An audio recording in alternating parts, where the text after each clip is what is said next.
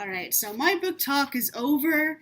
One interesting tome called Weird Texas. Yay, weird. So, this is a book that is a collection of all urban legends and weird things about Texas. And it's actually part of a series called Weird US. It is by Wesley Treat, Heather Shade, and Rob Riggs, and they are a trio who have dedicated their lives to going all over the country, finding all these urban legends and ghost stories, and finding like those weird shops you see, like in Texas. There's one about a museum. This guy has a museum of toilet seat covers that he finds interesting, and you pay to see toilet seat covers that have weird things on them. I'll show you in the book.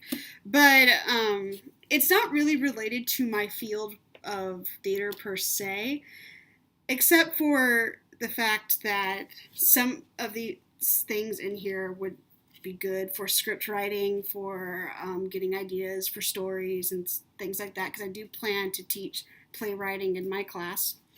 And I love this book. It has... In fact, it took me a while to hunt down.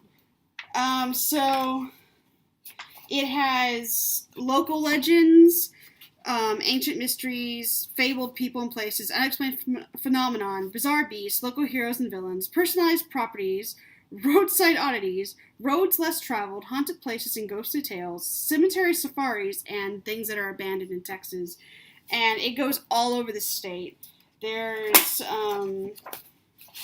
There's things like the Marfa's Mystery Lights viewing area where you can go and see ghost lights in that part of Texas. There's somebody built a cathedral out of junk pieces that he found in the junkyard.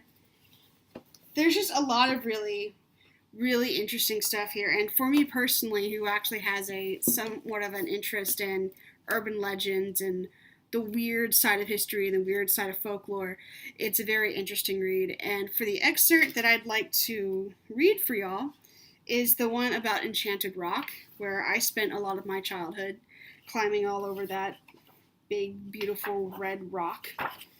And if you ever get a chance to go, it's a very interesting place.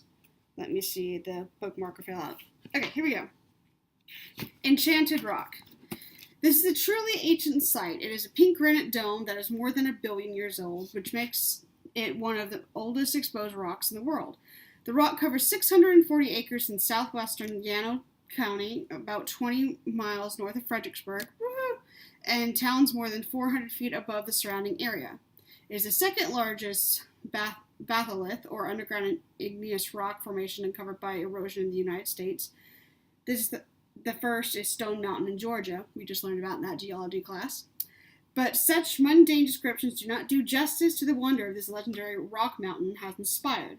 Its name, Enchanted Rock, is attributed to the Indians' supposed belief that it's haunted. The Tonkawa, no offense to that tribe, the story goes, saw ghostly campfires flickering near its summit and heard the mountain groan. But the Tonkawa and the Comanche regarded the rock with fear and reverence and were even rumored to have offered sacrifices at its base. The Apache said it was inhabited by mountain spirits. Because of these beliefs, many Indians would not set foot on the talking rock, which they believed housed the restless souls of the dead. This was hard for 19th century European settlers and frontiersmen who took refuge at the rock when raiding war parties roamed nearby. According to one legend, the rock became haunted when a band of brave warriors, the last of their tribe, defended themselves on its high ground against the attacks of another tribe. The warriors were finally overpowered, but since then their wandering, wailing spirits roam the magnificent granite of the giant rock. Today, learned scientists theorize that the Indian legends probably arose from the way the rock glitters in the clear nights after the heavy rainfall, from all the creaking noises that are reportedly heard when the cool nights follow warm days, causing the rock's outer surface to contract when it slowly cools. Such theories do not credit the Indians with having such sense and assume that they were a superstitious bunch ignorant in the ways of nature. Most of this attitude may result from our own ignorance of the forces of nature, of which the Indians are very much aware. So, That's interesting.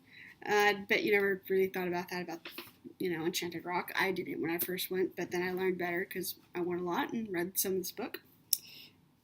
It's just really interesting. You can find it at Buc-ee's, gas stations all across Texas. Buc-ee's is cool. So yeah, that's Weird Texas, and I really hope that you enjoyed this book talk, that it was informative, and that you pick this up sometime soon. Yes, and well, peace out. God bless Texas.